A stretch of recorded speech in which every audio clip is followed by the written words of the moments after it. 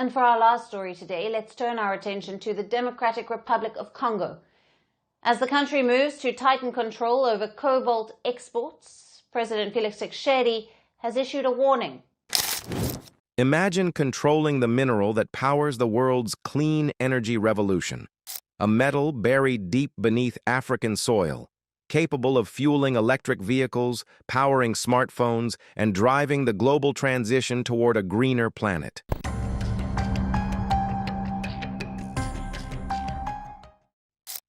Now imagine that the people who own this treasure are no longer silent spectators, but active decision-makers. That is exactly what is happening today in the Democratic Republic of Congo, where President Félix Tshisekedi has launched a sweeping reform that could change not only the future of his country, but also the balance of global trade in critical minerals. Congo's leader has drawn a firm line in the sand. From now on, any company that violates the country's cobalt export rules will face a permanent ban. Not a temporary suspension, not a fine, but a complete and irreversible exclusion from doing business in one of the world's richest mineral regions. It is a bold message to both foreign corporations and domestic players that the era of impunity is over. The Democratic Republic of Congo, the world's largest supplier of cobalt, is taking control of its destiny. For decades, this vast Central African nation has held the key to the modern world's most essential metal. Cobalt is indispensable for making batteries that power electric vehicles, laptops, and countless renewable energy systems. Without Congolese cobalt, the global green transition would simply stall. Yet despite producing over 70% of the world's supply, the Congolese people have benefited little. Profits have flowed outward while mining towns remain mired in poverty. The roads that lead to the mines are often broken, schools are underfunded, and the very regions that feed the world's technology industry struggle to feed themselves. This paradox is not new. Congo's story has long been one of wealth without prosperity, abundance without equality. But under President Tshisekedi, there is a new determination to change that narrative. Earlier in 2025, his government shocked global markets by halting all cobalt exports. The move came after prices collapsed to their lowest level in nearly a decade, driven by oversupply, speculative hoarding, and unfair trade practices. Many predicted economic chaos, but the opposite happened. Within months, cobalt prices rebounded by over 90% as the world realized that without Congo's cooperation, the entire supply chain for electric vehicles and clean energy batteries could crumble. Now, instead of a chaotic free-for-all, the president is introducing a structured quota system designed to ensure transparency, accountability, and long-term sustainability. Beginning on October 16, 2025, Congo will strictly limit the amount of cobalt that can be exported each year. For the remainder of this year, the ceiling is 18,125 metric tons. For 2026 and 2027, the annual limit will rise to 96,600 tons, but every shipment will be monitored and traced. Each company's quota will be determined by its historical performance, export records, and compliance with Congolese law. The newly created Authority for Regulation and Control of Strategic Mineral Substances, known as ARECOMS, will oversee the process. It will issue permits, verify exports, and enforce the rules with precision. Any company caught cheating, whether by exceeding quotas, falsifying data, or smuggling ore, will lose its license permanently. This zero-tolerance approach marks a decisive break from the past, when corruption and weak oversight allowed millions of dollars worth of cobalt to vanish from state control. The reasoning behind this policy is simple yet strategic.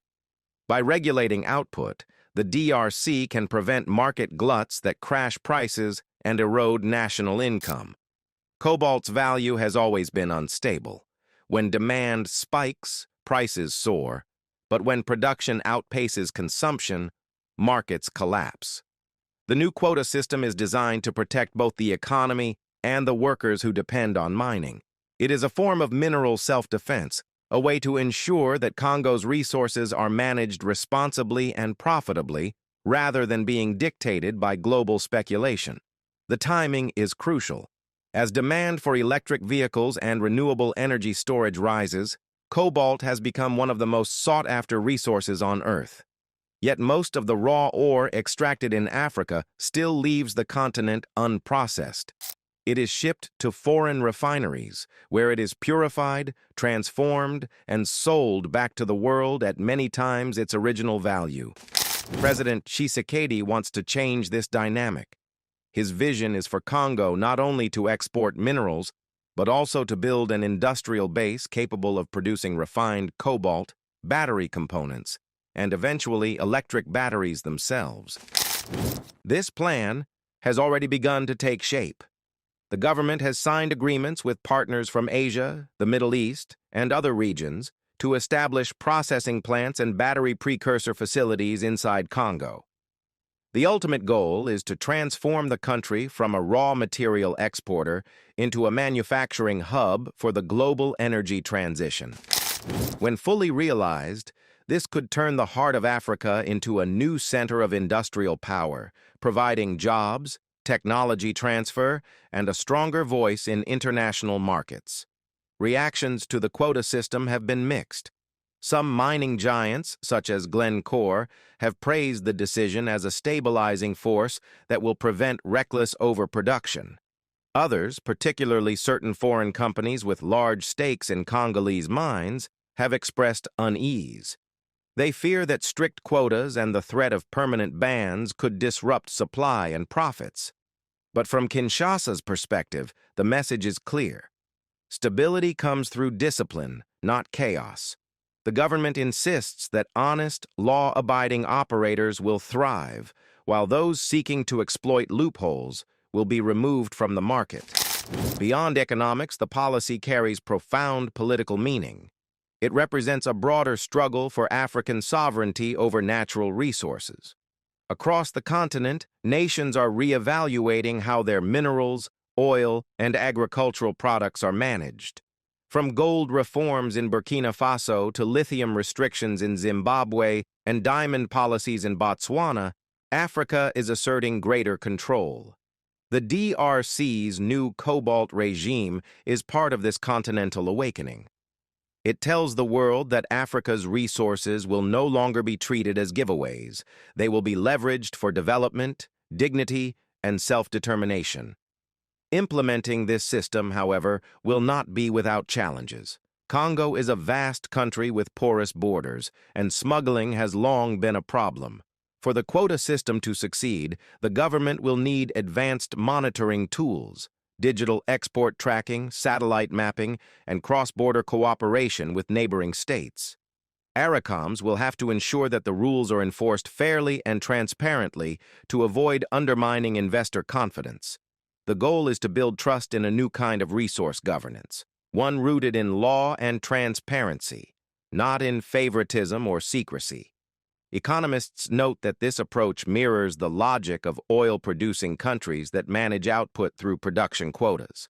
By controlling supply, Congo can better influence price and demand. In doing so, it sends a clear message that its minerals are not infinite charity to the world, but strategic assets. If successful, the policy could serve as a model for other nations rich in critical minerals such as lithium, manganese, and nickel. The ripple effects will be felt globally. Electric vehicle manufacturers and battery producers rely heavily on Congolese cobalt, and many are now scrambling to secure stable long-term contracts directly with the DRC government or with compliant mining companies. As prices rise, the global market may finally begin to recognize the true value of African resources. This shift could encourage fairer trade agreements and more investment in local processing industries. The decision also reflects a growing awareness that Africa must prepare for the next phase of the green revolution. As the world moves away from fossil fuels, The new sources of power, solar panels, wind turbines, and batteries, depend on minerals found abundantly in Africa. If managed wisely, this transition could mark the beginning of a new era in which the continent becomes not just a supplier but a central player in the global economy. For Congo, the stakes are high. The country's mineral wealth has been both a blessing and a curse. It has attracted foreign investment but also exploitation, corruption, and conflict. By tightening control, Tshisekedi hopes to ensure that this wealth finally benefits ordinary Congolese citizens. The revenues from cobalt exports could fund roads, schools, hospitals, and technology centers, driving national development. The president has repeatedly emphasized that Congo's natural resources must become the engine of its modernization, not a source of division or dependency. On the ground, many Congolese view the reforms with cautious optimism. In mining towns like Kolwezi and Lubumbashi, workers hope that the new rules will bring better wages and safer conditions. Civil society groups are calling for transparency in how export revenues are used, urging the government to invest directly in local communities. There is a shared sense that this is a pivotal moment, a chance to finally turn the nation's mineral fortune into lasting prosperity. If managed successfully, the new system could redefine how global industries engage with Africa. For too long, multinational corporations have treated the continent as a warehouse of cheap raw materials. Now, Congo's message is forcing them to rethink their approach. Companies that once dictated terms will have to adapt to African standards, not the other way around. It is a quiet but profound shift in the balance of power, a sign that the age of extractive colonial economics is slowly giving way to an era of partnership and mutual respect. The policy also aligns with broader African initiatives to integrate mining with industrialization. Regional collaboration between Congo and Zambia, for instance, could create an industrial corridor where copper, cobalt, and other minerals are processed into finished products within Africa. Such cooperation could fuel the rise of African-made batteries, electric buses, and energy storage systems that serve local markets while competing globally. In the coming years, the success of this cobalt quota system will depend on three factors: enforcement, transparency, and diversification. If the government can maintain strict oversight, ensure that revenues reach citizens, and build downstream industries, the DRC could emerge as a leader in global sustainable development. It could demonstrate that resource-rich African nations can chart their own path without external dependence or exploitation. President Tshisekedi's decision to permanently ban exporters who break the rules is therefore more than an administrative decree. It is a declaration of sovereignty. It tells the world that Congo will no longer tolerate the reckless depletion of its minerals without accountability. It tells investors that partnership must come with respect for national laws. And it tells the Congolese people that their government intends to fight for their future, not sell it off piece by piece. The stakes reach far beyond the borders of Congo. As other African countries observe the effects of this policy, they may follow suit, crafting similar systems for gold, lithium, and rare earths. Together, these actions could form the foundation of a new African economic model, one in which natural resources are tools for transformation rather than traps of dependency.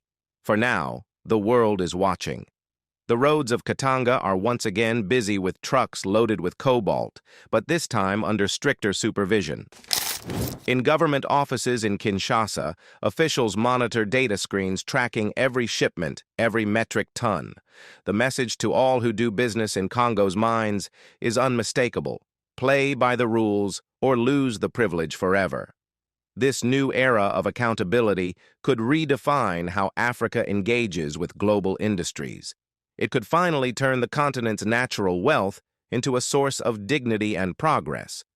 And when future generations look back, they may see this moment, the moment Congo said enough, as the beginning of Africa's true industrial awakening. As the sun sets over the copper hills and cobalt plains, one truth stands clear. The power that fuels the future no longer belongs to those who extract it, but to those who control it. And that power, at last, rests firmly in African hands.